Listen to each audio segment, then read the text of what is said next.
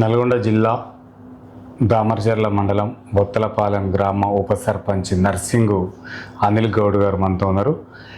ఉప సర్పంచ్లకు కావాల్సిన డిమాండ్లు ఏంటి, వాళ్లకు గౌరవవేతనం కల్పించాలని చెప్పేసి ఉప సర్పంచ్లు కోరుచున్నారు. మరి ఈ గ్రామ అభివృద్ధి విషయంలో కూడా వారిని అడిగి తెలుసుకునే ప్రయత్నం చేద్దాం. నమస్తే అండి.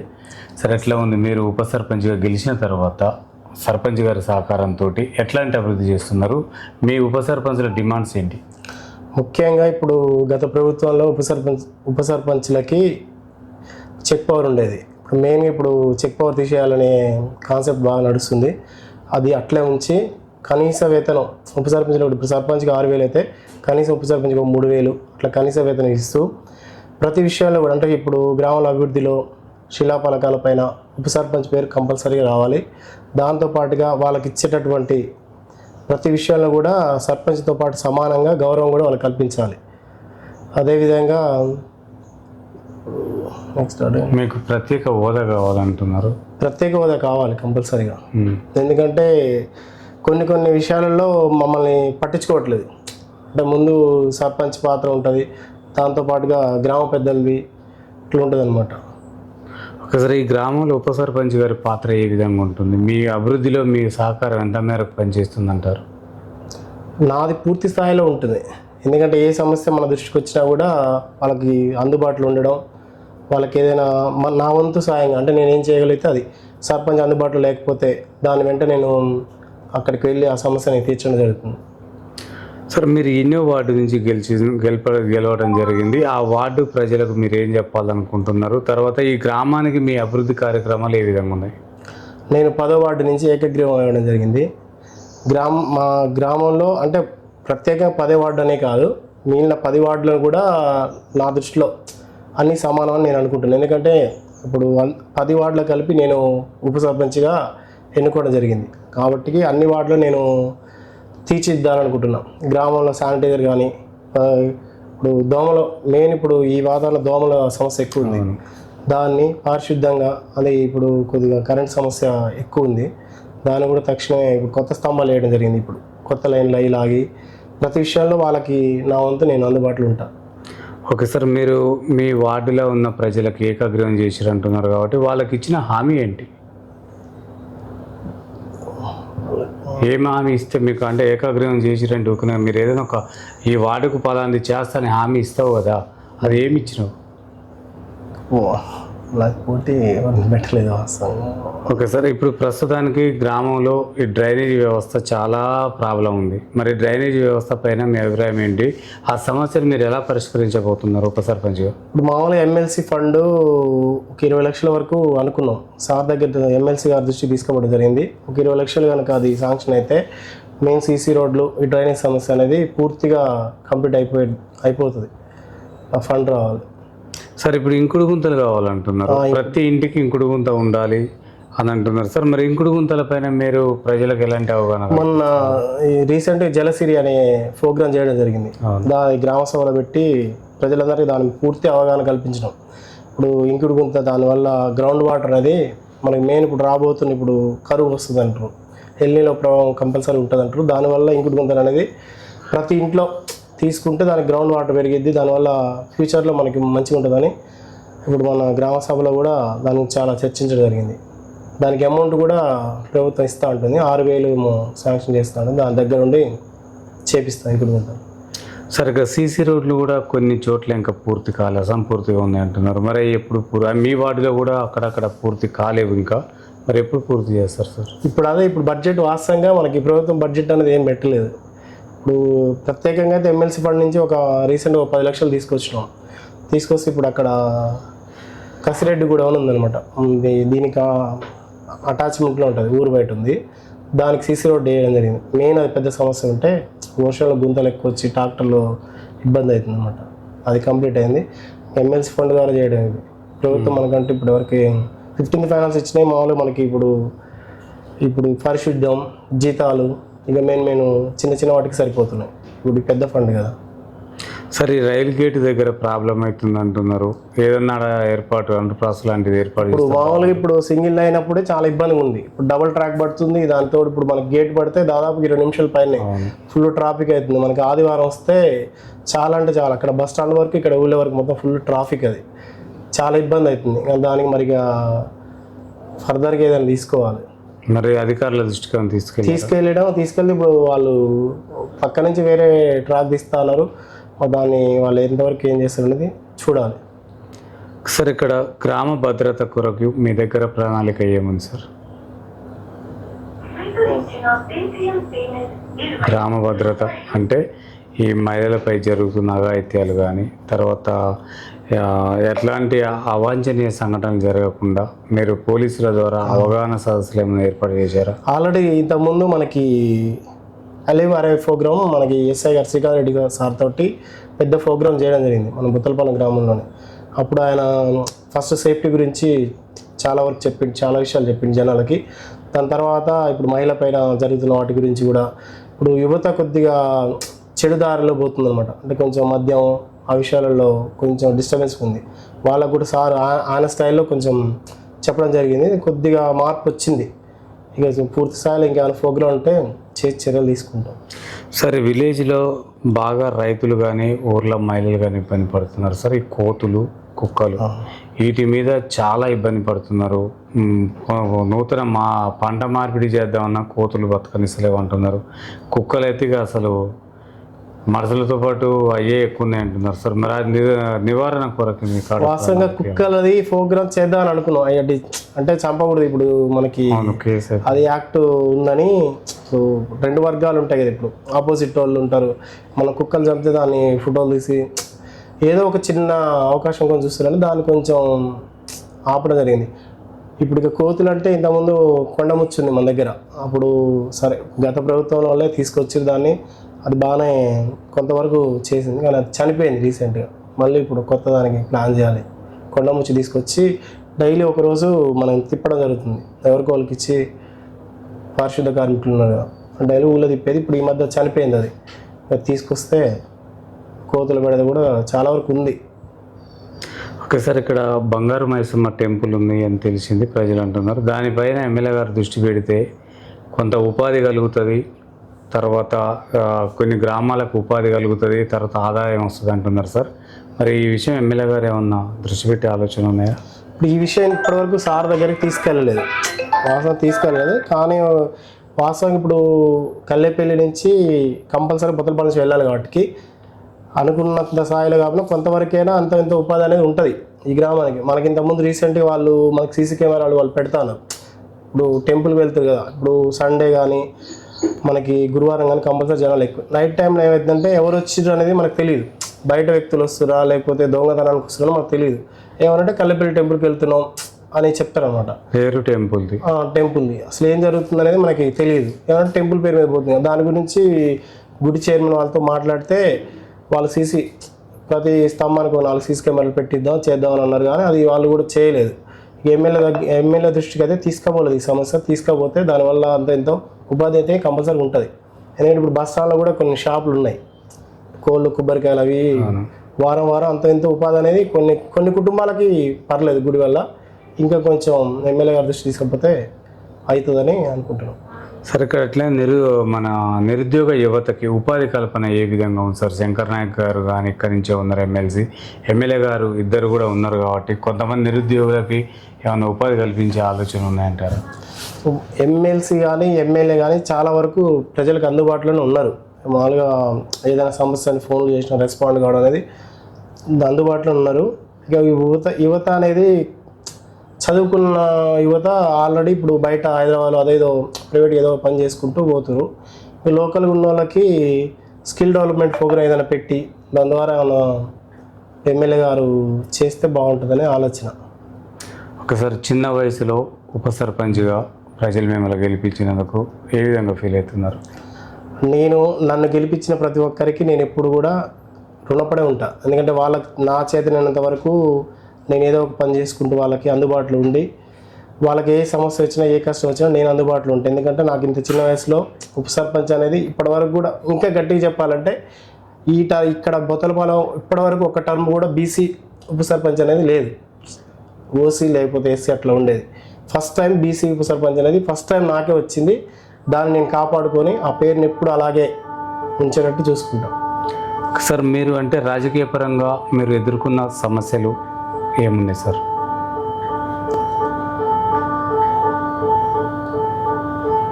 అంటే రాజకీయ పరంగా మీరు ఎదుర్కొన్న సమస్యలు ఏమున్నాయి అంటే గతంలో ఉన్నప్పుడు మీరు ప్రతిపక్షంలో ఉన్నారు కదా, అప్పుడు ఎట్లాంటి సమస్యల నుంచి ఎదుర్కొన్నారు? అప్పుడు వాస్తవంగా గత ప్రభుత్వంలో ఉన్నప్పుడు బాగా ఒత్తిడి ఉండే మాకు. అంటే బిఎల్ఆర్ సార్ ఆ టైంలో ఆయన ఇండిపెండెంట్గా పోటీ చేశాడు, టికెట్ రాదు. ఆ టైంలో ఎవరు బయటకు వెళ్తాను కూడా రాకపోయే. అయితే మేము బైక్ ర్యాలీ చేసుకుంటూ టికెట్ కోసం రాలవతండ నుంచి పాదయాత్ర చేసాం సార్. అప్పుడు ఆయన కోసం అందులో పాల్గొన్నప్పుడు లోకల్గా బెదిరింపులనే ఉన్నాయి. మీరు ఎందుకు వెళ్తారు, నేను నెక్స్ట్ గెలవటి టికెట్ రాదని ఆ టైం బాగా ఒత్తిళ్ళు ఉన్నాయి. దాన్ని తట్టుకొని ఆయన కోసం కష్టపడి చేసినందుకు వాస్తవంగా సార్ వల్ల ఇప్పుడు కష్టపడ్డందుకు నాకు అంత గుర్తింపు అనేది వచ్చింది. తర్వాత అధికారంలోకి వచ్చారు. తర్వాత ఇప్పుడు ఈ టర్మ్ నాకు ఉప సర్పంచ్ ఇచ్చారు. వాళ్ళకి ఇప్పుడు నేను కృతజ్ఞతతో ఉంటాను. సార్ ఎమ్మెల్యే గారి పనితీరు ఏ విధంగా ఉంది? ఇక్కడున్న స్థానిక ఎమ్మెల్సీకి ఎమ్మెల్యేలకు కొంచెం విభేదాలు ఉందని చెప్పేసి అంటున్నారు, పడట్లేదు అంటున్నారు. మరి అభివృద్ధి ఎలా సాధ్యమవుతుంది? మీకు ఎవరు అందుబాటులో ఉంటారు? వాస్తవంగా మాకు ఇద్దరు అందుబాటులో ఉంటారు. ఎందుకంటే ఒక సమస్య మనం ఎమ్మెల్యే గారి దృష్టికి తీసుకపోతే వాళ్ళు మనకు అంత ఎంతో ఎమ్మట రెస్పాండ్ అవుతారు. ఒకవేళ మనకు అందుబాటులో లేనప్పుడు ఎమ్మెల్సీకి ఫోన్ చేసిన ఎమ్మెల్సీ కూడా అందుబాటులో ఉంటారు. ఇప్పుడు మాకైతే ఇద్దరు కూడా ఈక్వల్గా పనిచేస్తారు. సరే కొంచెం డిస్టర్బెన్స్ అనేది ఉన్నది వాళ్ళిద్దరి మధ్యలో. కొంతమంది వర్గాలు అంటారు, కొంతమంది ఎమ్మెల్సీ ఒక వర్గం, ఎమ్మెల్యే ఒక వర్గం అని అంటారు. కానీ సరే ఉన్నది ఆ డిస్టర్బెన్స్ అనేది. మీ ఫ్యూచర్లో ఇద్దరు కలిసి దాన్ని ఒక తాటి మీద తీసుకొస్తే బాగానే ఉంటుంది. మాకు ఇదే డిస్టర్బెన్స్ అనేది చెప్పలేము. ఓకే సార్, మీ వార్డులో ఉన్న పారిశుద్ధ్యం పనులు ఏ విధంగా కొనసాగుతున్నాయి? మేజర్గా ఉన్న సమస్య ఏంటి? మేజర్గా ఇప్పుడు వాస్తవంగా మన దగ్గర ఉన్నదైతే ఇప్పుడు కరెంటు సమస్య ఒకటి ఉంది. ఈ వర్షాలకి వాటికి లైన్ ఊకి కట్ అయిపోవడం, నైట్ కరెంట్ అందుబాటులో ఉండట్లేదు. సరే లైన్ మెయిన్ రెస్పాండ్ అయినా నైట్ పూట మనకి రాలేడు కదా. ఆ నైట్ పూట బాగా ఫోన్లు వస్తాయి మనకి కరెంట్ లేదని. ఇక ఉదయాన్నే మనం దాన్ని తీసుకొని దగ్గరుండి చేపించాల్సి వస్తుంది. 4-5 సార్లు ఇదే మెయిన్ సమస్య అదే. దాని ద్వారా నైట్ ఏమైందంటే ఫ్యాన్లు ఉండవు, కరెంటు దోమలకి మనం శానిటైజర్ చేయించాలి, అదొకటి. ఇక మురికి కాలువలు కూడా కొద్దిగా సమస్యనే ఉంది కదా, బడ్జెట్ లేదు. సార్ ఈ గ్రామంలో సాగునీరు త్రాగునీరు ఏ విధంగా అందుతుంది? కొంతమంది త్రాగునీరు ఇబ్బంది అవుతుంది అంటున్నారు. త్రాగునీరు వాస్తవం మిషన్ బై కదా పైప్ లైన్ అనేది ఇంటింటికి నల్లా ఉంది. ఇక అప్పుడప్పుడు కొద్దిగా వాటర్ పైప్ పగిలినప్పుడు దాన్ని మనం అందుబాటులో ఎమ్మటే, ఇప్పుడు అది మన చేతిలో పని కాదు. మళ్ళీ వాళ్ళకి మనం ఇన్ఫర్మేషన్ ఇస్తే వాళ్ళు వచ్చి దాన్ని గుంత తీసి చేయాలి కదా. ఒక 2-3 రోజులు అనేది చాలా ఇబ్బంది అవుతుంది. అప్పుడు మనం ఏంటంటే లోకల్గా మనకి వాటర్ ట్యాంకర్ ఉంది గ్రామ పంచాయతీ, వాడుకోవడానికి అయితే పనికి వస్తాయి. త్రాగునీరుకి కాదు కానీ మనం వాడుకోవడానికి అందుబాటులో ఉంది, అందిస్తున్నాం కూడా. ఇక పెద్దగా అయితే సమస్యనైతే పెద్దగా రానివ్వట్లేదు. సార్ ఈ బొంతలపాలెంలో 6 గ్యారెంటీలు ఏ విధంగా అమలు అవుతున్నాయి సార్? 6 గ్యారెంటీలు అయితే కంపల్సరీగా దాదాపుగా అమలు అయినాయి. వాసం బొత్తలపాలెం గ్రామంలో ఇందిరా మిల్లులు 40 వచ్చినాయి. ఇప్పుడు రీసెంట్ ఇది కూడా ఇందిరా మిల్లే 40 వచ్చినాయి. దానికి తోడు ఇప్పుడు మనకి మహాలక్ష్మి పథకం అని చెప్పి ఇప్పుడు బస్సులో ఉచిత ప్రయాణం, తర్వాత కొత్త రేషన్ కార్డులు ఇచ్చిర్రు, తర్వాత ఇప్పుడు గృహజ్యోతి పథకం కింద గ్యాస్ 500కి వస్తుంది సబ్సిడీ. తర్వాత ఫస్ట్ టైం మనకి 12,000 కూడా వేసిర్రు. ఇప్పుడు ఉపాధి హామీ కింద వేతన కూలీలకి, అంటే ఇప్పుడు మనకి భూమి లేని వాళ్ళకి 12,000 కూడా వేసిర్రు. పథకాలు అయితే 6 గ్యారెంటీలో దాదాపు 5 గ్యారెంటీలు పూర్తి స్థాయిలో బొత్తలపాలెంలో అమలు అయినాయి. సార్ బొత్తలపాలెం గ్రామ ఉప సర్పంచ్ పేదోడని గుర్తించి గవర్నమెంట్ వాస్తవంగా అంతే కదా. నాకు వాస్తవంగా ఇల్లు లేదు. అంటే ఇప్పుడు మా నాన్న కట్టించిన ఇల్లే ఉంది. అక్కడ నేను మన్నయ్య చెరొక గదిలో ఉంటున్నాం. చాలా ఇబ్బందిగానే ఉంటుంది. పేదోడికి కిందనే ఇచ్చింది. ఇంకా చాలా మంది ఉన్నారు పేదోళ్ళు, ఇంకా రాలేదు. 2వ విడత కోసం ఎదురు చూస్తున్న వాళ్ళు ఉన్నారు. మీ వాటిలో కూడా చాలా మందికి రాలేదు. ఇప్పుడు వాస్తవంగా ఫస్ట్ విడత మనకి నియోజకవర్గం 3,500 ఇళ్ళు గవర్నమెంట్ ఇచ్చింది. ఇప్పుడు 2వ విడత కనీసం ఒక 2,000 అని అంటారు. కానీ నియోజకవర్గ స్థాయిలో మన ఎమ్మెల్యే గారు ఏమంటారంటే నియోజకవర్గ స్థాయిలో ఎవరికి ఇవ్వలేదు. అంటే 40 వార్డులు ఉన్నాయి కదా, వార్డుల్లో కొద్దిగా ఇచ్చిన తర్వాత మిగిలితే ఏమైనా ఉంటే ఇద్దామంటే ఒక 20 నుంచి 30 వస్తే బాగుంటుంది. ఎందుకంటే పూర్తి స్థాయిలో ఉన్నారు ఇంక కొంతమంది. ఇవి ఏమైందంటే మన దగ్గర L1, L2, L3 అని 3 భాగాలు చేసారు అనమాట. వాస్తవంగా ఇల్లు లేనోళ్ళు ఉన్నారు, పేదోళ్ళు ఉన్నారు. వాళ్ళు ఏమైందంటే L3 కింద పడిపోయారు. L1లో ఉంటే వాళ్ళకి ఎమ్మటే ఆ ఫస్ట్ టైంలో ఇల్లు వచ్చాయి. కొంతమంది ఏమైందంటే L3లో ఇల్లు ఉన్నోళ్ళు కూడా L1లోకి వచ్చారు. ఆ టైంలో అట్లా కొంచెం అవకతవకలు 40 ఇల్లులు కొంతమందిలో ఉన్నోళ్ళు కూడా వచ్చినాయి. వాస్తవంగా లేనోళ్ళు అనేది L3లో ఉన్నారనమాట. ప్రభుత్వం వాస్తవంగా L3 అనేది తీసేసి మొత్తం కంపల్సరీ ఎవరైతే అర్హులు, ఎవరైతే పేదోళ్ళు అనేది వాళ్ళని చూసి రేపు నెక్స్ట్ టర్మ్లో ఒక 20 నుంచి 30 బొత్తల వాళ్ళకి వస్తే బాగుంటుందని మా ఆశ. అంటే అందరూ ఏమంటారు అంటే 3వ విడత వచ్చేసరికల్లా మళ్ళీ ఎన్నికలు వస్తాయి, ప్రభుత్వం ఉంటుందో పొద్దు తెలియదు అనే ఆలోచనలో పడ్డారు. ఇప్పుడు ఇది మరి వాళ్ళకే మొదలు ఇవ్వచ్చు కదా. ఇందిరమ్మ ఇల్లు అనేది నిరంతర ప్రక్రియ అని చెప్పిండు ముఖ్యమంత్రి గారు. అంటే ప్రతి సంవత్సరం ఒక 20 నుంచి 30. సార్ ఇప్పటివరకు అయితే 40 వచ్చినాయి కాబట్టి సార్ రెండో విడతల్లో వీలైనంత వరకు ఎక్కువ ఇల్లు తీసుకొచ్చి అప్పుడు మెయిన్గా ఎవరైతే అదే L3, L1 కాకుండా మెయిన్ ఎవరైతే లబ్ధిదారులు ఉన్నారో వాళ్ళకి మనం అందిస్తే పూర్తి ఈ సమస్య అనేది అయిపోతుంది ఇక్కడితో అనుకుంటున్నాం. సార్ ఇక్కడ సర్ ప్రోగ్రామ్ ఏ విధంగా జరిగింది సార్? సార్ ప్రోగ్రామ్ ఆల్మోస్ట్ ఆల్గా 100% పూర్తి అయింది. కొంతమంది ఈ డబల్ ఓటు ఉన్నోళ్ళు ఏమైందంటే కొంతమంది అక్కడ ఉన్నాయి ఇక్కడ తీసేసుకొని ఎవరికి వాళ్ళు ఎక్కడ కావాలంటే అక్కడ పెట్టుకున్నారు. అంటే లోకల్ సెటిల్ అయిపోయి ఉంటారు కదా, హైదరాబాద్ కానీ ఎక్కడో అక్కడ. ఆల్మోస్ట్ 99% అయిపోయింది. ప్రోగ్రామ్ మంచి సక్సెస్ అయింది, అందరు పెట్టుకున్నారు. బిఎల్ఓలు కూడా మంచి సహకరించింది. ఎవరైతే మనకు ఫామ్ నింపి ఇవ్వలేదో వాళ్ళకి 1-4 సార్లు ఫోన్ చేయడం కానీ మాకు కూడా కొంచెం ఇన్ఫర్మేషన్ ఇచ్చారు, కొంచెం చెప్పండి అని మోటివేషన్ చేసారు. బాగా సక్సెస్ అయింది ప్రోగ్రామ్. సార్ మీ వాటిలో అది చెత్త సేకరణ, తడి చెత్త పొడి చెత్త వేరుగా రావట్లేదు, కొన్ని బజార్లకి ట్రాక్టర్ వెళ్ళట్లేదు అని చెప్పేసి కొంతమంది ప్రజలు అంటున్నారు. సార్ ఎంతవరకు వాస్తవం, ఎందుకు డిలే అవుతుంది? తడి చెత్త పొడి చెత్త అనేది వీళ్ళు వేరు చేయట్లేదు వాస్తవంగా. ఇప్పుడు వాళ్ళు ఏం చేస్తారంటే మేము వచ్చిన తర్వాత ఇప్పుడు మన గూనెలు ఉంటాయి, రౌండ్ గూనెలు మనం బజార్కి ఒక 4 పెట్టినవి. అవి ఒకవేళ ట్రాక్టర్ అందుబాటులో లేనప్పుడు అంటే ఈ టైంలో మన ఇంట్లో చెత్త ఉంది, ట్రాక్టర్ ఉదయం నుంచి సాయంత్రం వస్తుంది కదా, ఈ టైంలో మనం తీసుకుపోయి ఆ గూనెలలో వేయాలి.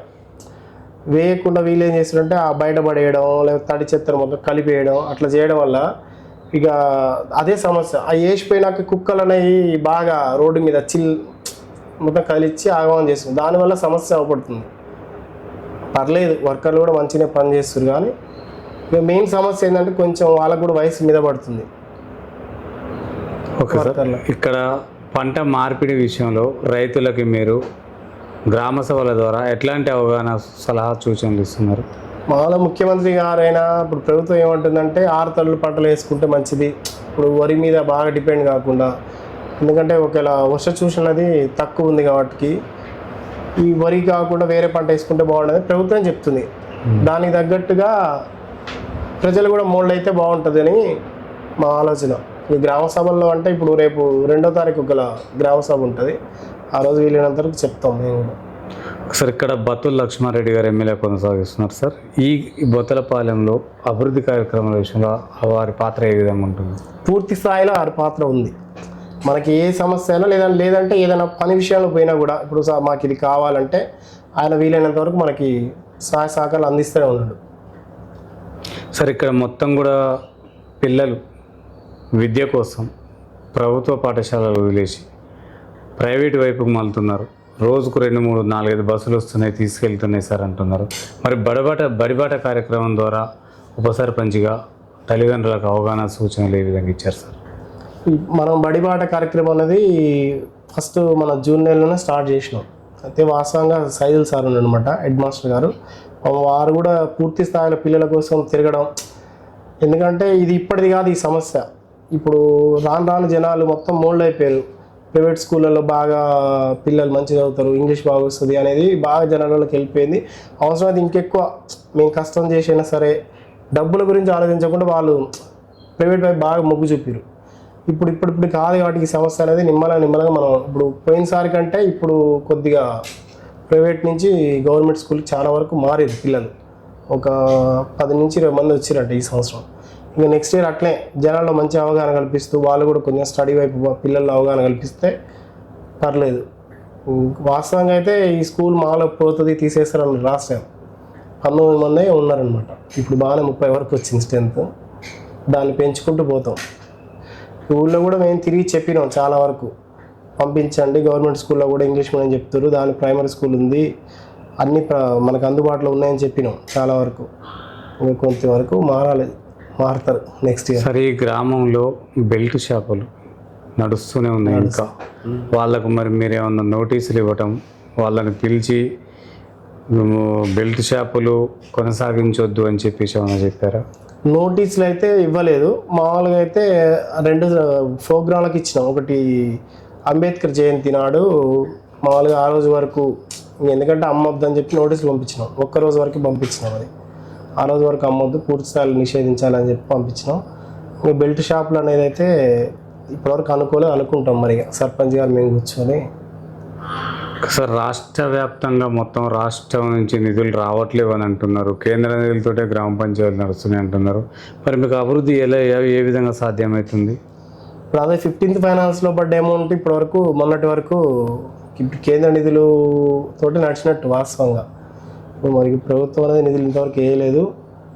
దానివల్లే కొద్దిగా డిలే అవుతుంది అభివృద్ధి కూడా. మనం పూర్తి స్థాయిలో ఏం చేయలేకపోతున్నాం. సీసీ రోడ్లు పడాలి, మురికాల డ్రైనేజ్ వ్యవస్థ సరిగా లేదు, కొత్త కరెంటు స్తంభాలు కరెంటు పోలు కూడా ఇబ్బంది ఉంచాలి. ఎందుకంటే కొత్త లైన్లు పడ్డాయి, కొత్త ఇందిరా మిల్లులు పడ్డాయి, వాళ్ళకి లైన్లు సరిగా లేవు, స్తంభాలు వేయాలి, లైన్లు రావాలి, ఇవన్నీ బడ్జెట్ తోటే ఉంది. మనకి కేంద్ర ప్రభుత్వం కాకుండా రాష్ట్ర ప్రభుత్వం కూడా ఏమన్నా ప్రత్యేకంగా నిధులు ఇస్తే దాన్ని బట్టి. సార్, గ్రామ ప్రజల పాత్ర గ్రామ అభివృద్ధి విషయంలో ఏ విధంగా ఉంటుంది? ప్రజలు వాళ్ళు ఎంతసేపు వాళ్ళ పనికి వాళ్ళు పోతూ, వాళ్ళకి ఎప్పుడు సమస్య వస్తేనే మన దగ్గరికి వస్తారు. ప్రతి విషయాల్లో కూడా వాళ్ళు అన్నిట్లో లీనాలు అయ్యి మాకు అది లేదు ఇది లేదని కూడా పూర్తిగా మమ్మల్ని ఏం ఇబ్బంది పెట్టట్లేదు. కాకపోతే వాళ్ళు కొంత అంటే ఇప్పుడు మనకి ఇప్పుడు మన ప్రతిపక్షం ఆపోజిట్ ఉంటారు కదా, వాళ్ళు దాన్ని అదో ఏదో కొంచెం డిస్టర్బెన్స్ చేసినప్పుడు కొద్దిగా అంటే వాళ్ళ తరపున ఉన్న వాళ్ళు కొద్దిగా గ్రూప్లలో సోషల్ మీడియాలో బాగా చిన్న సమస్యను కూడా పెద్ద చేయడం చేసి జనాలలో ఏదో వేరే తీసుకెళ్ళడం జరుగుతుంది. బాగా సోషల్ మీడియాని బాగా వాడుతున్నారు. ఈ గ్రూపులు గ్రామ పంచాయతీ గ్రూప్ అని ఉంటుంది అనమాట. అందులో కొంచెం అందరినీ అంటే మెయిన్ వాళ్ళందరినీ యాడ్ చేసి పెడతాం. దాన్ని పెద్ద సమస్య సృష్టిస్తారు, చిన్నదాన్ని కూడా. వాళ్ళతో కొంచెం సమస్య అంతే ప్రజలతో. సరే, ఈ గ్రామానికి సీసీ కెమెరాలు ఏర్పాట్లేమని చేశారా? ఒకవేళ చేస్తే దాతా ద్వారా చేస్తున్నారా, మీ సొంతంగా ఏమైనా పెట్టిస్తున్నారా సార్? అవి గతంలో ఉన్నాయి సీసీ కెమెరాలు ఉన్నాయి. ఇక్కడ మన కల్లెపల్లి రోడ్లో ఒక 4 ఉన్నాయి. ఇప్పుడు మెయిన్ రోడ్డు మీద ఉంది, అక్కడ ఫ్లైఓవర్ ఎండింగ్లో ఉన్నది 4 సీసీ కెమెరాలు ఉన్నాయి. ఇంకా అవి కాకుండా ఇంకా ఇప్పుడు మనకు అదే కల్లెపల్లి ఇప్పుడు ఈ లైన్ మొత్తం కావాలి మనకి. కల్లెపల్లి వెళ్ళేటప్పుడు డిస్టర్బెన్స్ ఉంటుంది. అసలు వాళ్ళు ఊళ్ళో బయటకు వెళ్ళిపోతున్నారని మనకు తెలియదు పూర్తిగా. ఇక్కడ వరకు రికార్డ్ అయింది, ఊళ్ళో అనేది ఏం లేదు కాబట్టి. ఇక్కడ ఏదైనా ఇప్పుడు 12 ఆ టైంలో ఎవరైనా ఆపినా కూడా మనం ఏడకి వెళ్తున్నాను మనం అన్నా కూడా మేము గుడికి వెళ్తున్నాం అంటారు. అదే మళ్ళీ ఎండింగ్ కూడా అక్కడ కూడా సీసీ కెమెరాలు ఉంటే అసలు వాళ్ళు ఎక్కడికి వెళ్తున్నారు అనేది మనం ఐడెంటిఫై చేయొచ్చు అనేది పెట్టించాలి సీసీ కెమెరాలు. సార్, ఇక్కడున్న ఎమ్మెల్యే కాకముందు అనేకమైన ప్రజాసేవ చేసిండు, ఇప్పుడు ఎమ్మెల్యే అయిన తర్వాత సేవలు మర్చిండు అని అంటున్నారు సార్. దానికి మీరు ఏం చెప్తారు? జనాలలో ఇది మామూలుగా పూర్తి స్థాయిలో జనాలలో ఇది నెగిటివ్గా అయిపోయింది. కాకపోతే వాస్తవం ఏంటంటే అప్పుడు ఆయన స్వచ్ఛందంగా చేసిండు, ఇప్పుడు అధికారంలో ఉన్నాడు కాబట్టి ఆయన పథకాల ద్వారా చేస్తుండు. ఇది జనాలకు తెలియట్లేదు. ఇప్పుడు మనకి అప్పుడు ఆయన అన్నదానం చేసిండు ఇట్లా. ఇప్పుడు ఆల్రెడీ సన్న బియ్యం ఇస్తారు, ఇప్పుడు ఇంట్లో సన్న బియ్యం ఇస్తారు పథకాల ద్వారా. ఇప్పుడు కావాల్సిన వాళ్ళకి కొత్త రేషన్ కార్డులు ఇచ్చిర్రు, ఇప్పుడు ఉచిత బస్సు, ఇట్లా ప్రతిదీ కూడా సేవ అనేది చేస్తుండు. ఇప్పుడు 108 అనేది ఇప్పుడు అందుబాటులో ఉన్నది. అప్పుడు ఆయన సొంతంగా అంబులెన్స్ పెట్టి తిప్పిండు. ప్రభుత్వం ఇప్పుడు ఆయనదే కదా, గవర్నమెంట్ ద్వారా చేస్తుండు. ఇది జనాలకి తెలియట్లేదు, సొంతంగా చేయట్లేదు అనుకుంటారు. కానీ ఆయన ఏంటంటే పథకాల ద్వారా జనాలకి దగ్గర ఏదో అనేది ఆయన ఆలోచన. ఒకసారి ఈ గ్రామంలో భూ సమస్యలు చాలా ఉన్నాయి అంటున్నారు, అవి ఇప్పటికీ కూడా పోలీస్ స్టేషన్లా మగ్గుతూనే ఉన్నాయి అంటున్నారు. మరి భూ సమస్యలను ఎలా పరిష్కరిస్తారు సర్పంచ్ గారు కానీ, మీరు కానీ, ఎమ్మెల్యే గారు కానీ? ఇవి దాదాపుగా 20 సంవత్సరాల నుంచి ఉన్న పంచాయతీలు ఇవి అప్పటి నుంచి అవి అట్లే నడుస్తున్నాయి. ఇప్పుడు మేము వచ్చిన తర్వాత 2-3 సమస్యలు మెయిన్గా గ్రామ పంచాయతీ దగ్గర ఉన్న ల్యాండ్ కూడా పెద్ద ఇష్యూ. అది గతంలో అది వేరే వాళ్ళు చేసుకుర్రు, అది గ్రామ పంచాయతీ. అది కూడా ఇప్పుడు మేము వచ్చినాక వచ్చిందనమాట. మనం దాన్ని ఎంతసేపు ఒకవైపు మాట్లాడలేము, ఎందుకంటే గతంలో ఉన్న వాళ్ళు దాన్ని బాగా కాంప్లికేట్ చేసి అట్లా ఆపిరు కాబట్టి ఇంకా అది అట్లా నడుస్తూ ఉన్నాయి. దాన్ని పూర్తి స్థాయిలో మనం కూడా ఏం చేయలేము. గొడవలకు దారిస్తున్నాయి. ఒకసారి ఫైనల్గా మీరు మీ గ్రామ ప్రజలకి, మీ వార్డు ప్రజలందరికీ ఏం చెప్పాలనుకుంటున్నారు? ఎందుకంటే మీకు చిన్న వయసులో 5 సంవత్సరాలు ఒక ఉప ముఖ్యమంత్రికి ఉన్న స్థాయి మీకు ఉంటుంది. ఉప సర్పంచ్ అంటే అంత హోదా, ఆ హోదాను కల్పించిన మీ ప్రజలకు ఏం చెప్పాలనుకుంటున్నారు? నాకు ఇంత చిన్న వయసులో ఇంత మంచి అవకాశం ఇచ్చినటువంటి ప్రజలందరికీ నేను ఎప్పుడు అందుబాటులో ఉంటూ వాళ్ళకి నేను ఎప్పుడు కృతజ్ఞతగా ఉండాలని కోరుకుంటున్నా. అదేవిధంగా వారికి ఎలాంటి సమస్య వచ్చినా నా వరకు నేను అందుబాటులో ఉండి వాళ్ళకి నేను సాయం చేయాలని పూర్తిగా కోరుకుంటున్నాను. నెక్స్ట్ టైం సర్పంచ్ అంటే ఎంపీటీసీ టార్గెటా? ఇప్పటి వరకు అలాంటిది అయితే అనుకోలేదు. ఇప్పుడు మనం మంచి చేసి ప్రజలు అందుబాటులో ఉంటే నెక్స్ట్ టర్మ్ మనకంటూ, అంటే ఇప్పుడు బీసీ వస్తేనే మనకంటూ మళ్ళీ నెక్స్ట్ ఒకవేళ బీసీ అవకాశం వస్తే సర్పంచ్గా, అది కూడా ఇప్పుడు ప్రజల్లో మెప్పించగలిగితే, వాళ్ళని మెప్పించలేనప్పుడు మనం కొనసాగడం అనేది కూడా కష్టం.